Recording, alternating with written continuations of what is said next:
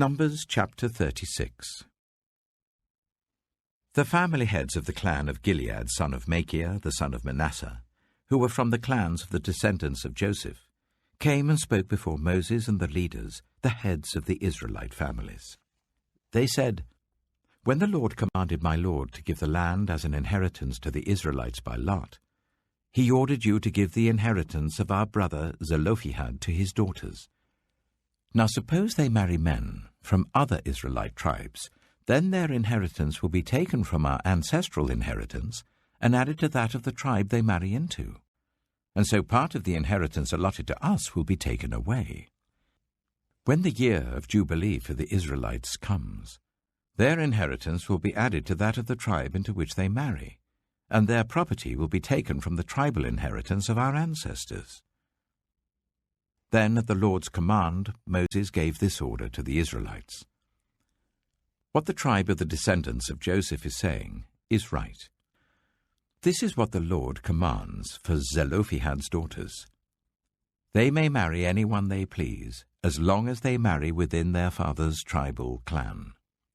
No inheritance in Israel is to pass from one tribe to another, for every Israelite shall keep the tribal inheritance of their ancestors.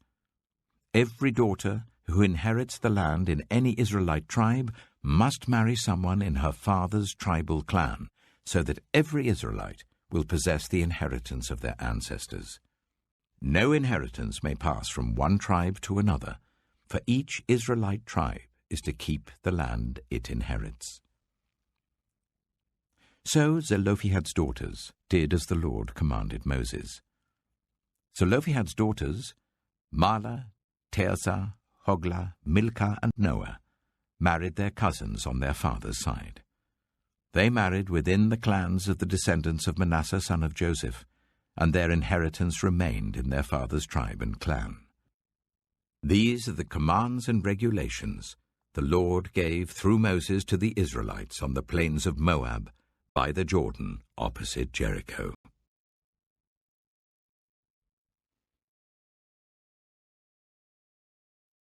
The Book of Deuteronomy. Deuteronomy chapter 1. These are the words Moses spoke to all Israel in the wilderness east of the Jordan. That is, in the Arabah, opposite Suph, between Paran and Tophel-Laban, Hazeroth and Dizabad. It takes 11 days to go from Horeb to Kadesh Barnea by the Mount Seir road. In the 40th year, on the first day of the 11th month, Moses proclaimed to the Israelites all that the Lord had commanded him concerning them. This was after he had defeated Sihon, king of the Amorites, who reigned at Heshbon, and at Edrei had defeated Og, king of Bashan, who reigned in Ashtaroth. East of the Jordan in the territory of Moab, Moses began to expound this law, saying, "The Lord our God said to us at Horeb, 'You have stayed long enough at this mountain. Break camp and advance into the hill country of the Amorites. Go to all the neighboring peoples in the Arabah, in the mountains, in the western foothills, in the Negev and along the coast, to the land of the Canaanites and to Lebanon, as far as the great river, the Euphrates. See, I have given you this land. Go in and take possession of the land that the Lord swore he would give to your fathers, to Abraham, Isaac, and Jacob, and to their descendants after them.' At that time I said to you, 'You are too heavy a burden for me to carry alone. The Lord your God has increased your numbers, so that today you are as numerous as the stars in the sky. May the Lord, the God of your ancestors, increase you 1,000 times and bless you as he has promised. But how can I bear your problems and your burdens and your disputes all by myself? Choose some wise, understanding, and respected men from each of your tribes, and I will set them over you.' You answered me, 'What you propose to do is good.' So I took the leading men of your tribes, wise and respected men, and appointed them to have authority over you, as commanders of thousands, of hundreds, of 50s, and of 10s, and as tribal officials. And I charged your judges at that time, Hear the disputes between your people and judge fairly, whether the case is between two Israelites or between an Israelite and a foreigner residing among you. Do not show partiality in judging. Hear both small and great alike. Do not be afraid of anyone, for judgment belongs to God. Bring me any case too hard for you, and I will hear it. And at that time I told you everything you were to do. Then, as the Lord our God commanded us, we set out from Horeb and went towards the hill country of the Amorites, through all that vast and dreadful wilderness that you have seen. And so we reached Kadesh Barnea. Then I said to you, You have reached the hill country of the Amorites, which the Lord our God is giving us. See, the Lord your God has given you the land. Go up and take possession of it, as the Lord, the God of your ancestors, told you. Do not be afraid. Do not be discouraged. Then all of you came to me and said, Let us send men ahead to spy out the land for us and bring back a report about the route we are to take and the towns we will come to. The idea seemed good to me. So I selected 12 of you, 1 man from each tribe. They left and went up into the hill country and came to the valley of Eshcol and explored it. Taking with them some of the fruit of the land, they brought it down to us and reported, It is a good land that the Lord our God is giving us. But you were unwilling to go up. You rebelled against the command of the Lord your God. You grumbled in your tents and said, The Lord hates us. So he brought us out of Egypt to deliver us into the hands of the Amorites to destroy us. Where can we go? Our brothers have made our hearts melt in fear. They say, The people are stronger and taller than we are. The cities are large, with walls up to the sky. We even saw the Anakites there. Then I said to you, Do not be terrified. Do not be afraid of them. The Lord your God, who is going before you, will fight for you as he did for you in Egypt before your very eyes, and in the wilderness.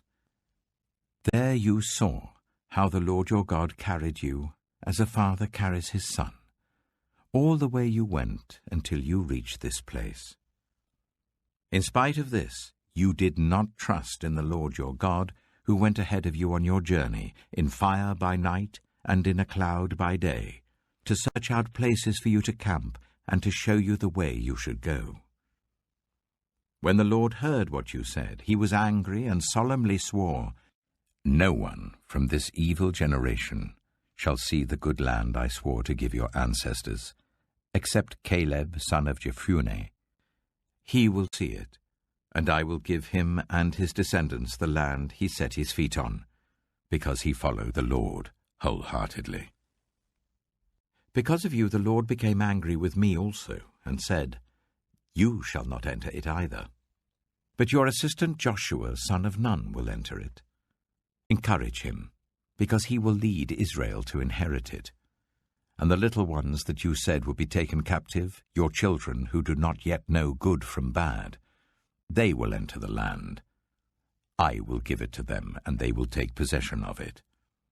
But as for you, turn round and set out towards the desert along the route to the Red Sea.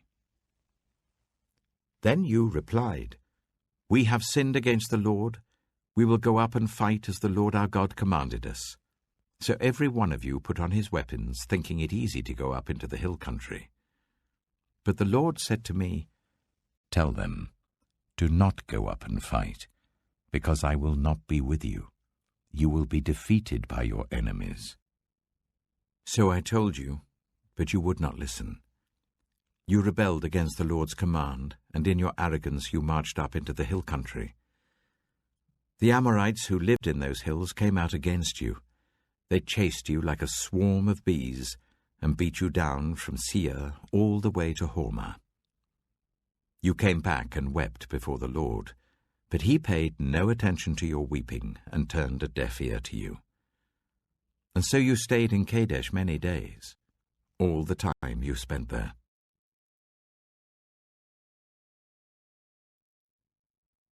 Deuteronomy chapter 2.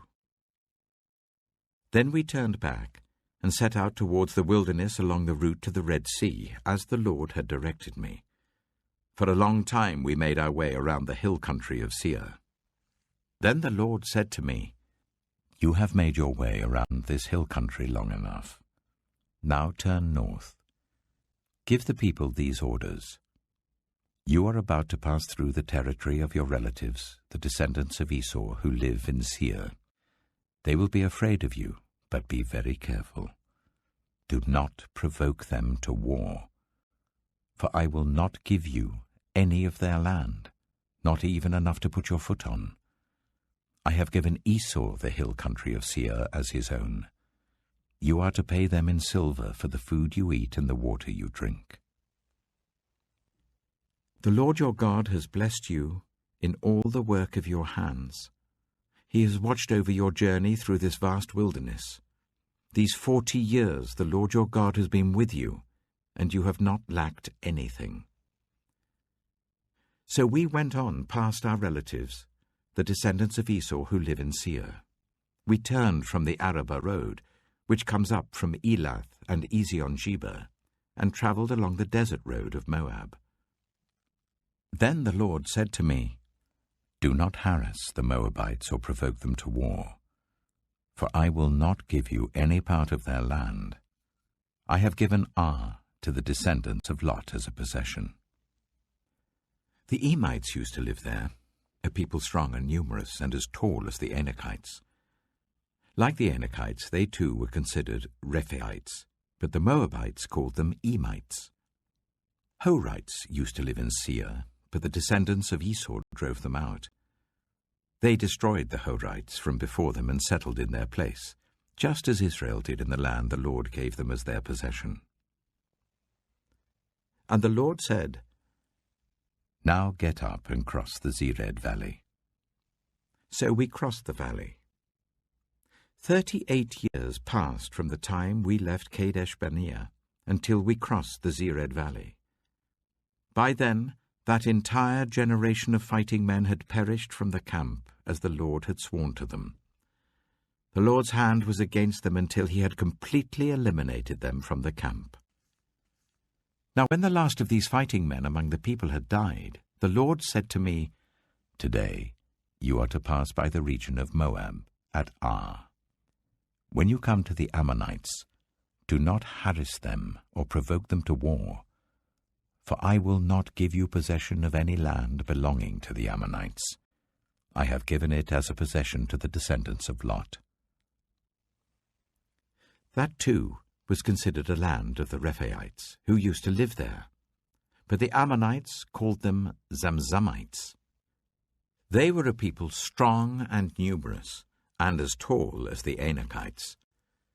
The Lord destroyed them from before the Ammonites, who drove them out and settled in their place. The Lord had done the same for the descendants of Esau, who lived in Seir, when he destroyed the Horites from before them. They drove them out and have lived in their place to this day. And as for the Avites, who live in the villages as far as Gaza, the Caphtorites coming out from Caphtor destroyed them and settled in their place. Set out now and cross the Arnon Gorge. See, I have given into your hand Sihon the Amorite, king of Heshbon, and his country. Begin to take possession of it and engage him in battle. This very day I will begin to put the terror and fear of you on all the nations under heaven. They will hear reports of you and will tremble and be in anguish because of you. From the desert of Kedemoth I sent messengers to Sihon, king of Heshbon, offering peace and saying, "Let us pass through your country. We will stay on the main road. We will not turn aside to the right or to the left. Sell us food to eat and water to drink, for their price in silver. Only let us pass through on foot, as the descendants of Esau who live in Seir and the Moabites who live in Ar did for us, until we cross the Jordan into the land the Lord our God is giving us." But Sihon, king of Heshbon, refused to let us pass through, for the Lord your God had made his spirit stubborn and his heart obstinate, in order to give him into your hands, as he has now done. The Lord said to me, See, I have begun to deliver Sihon and his country over to you. Now begin to conquer and possess his land. When Sihon and all his army came out to meet us in battle at Jahaz, the Lord our God delivered him over to us, and we struck him down, together with his sons and his whole army. At that time we took all his towns and completely destroyed them, men, women, and children. We left no survivors. But the livestock and the plunder from the towns we had captured we carried off for ourselves. From Aroer on the rim of the Arnon Gorge, and from the town in the gorge, even as far as Gilead, not one town was too strong for us. The Lord our God gave us all of them. But in accordance with the command of the Lord our God, you did not encroach on any of the land of the Amorites, neither the land along the course of the Jabbok, nor that around the towns in the hills.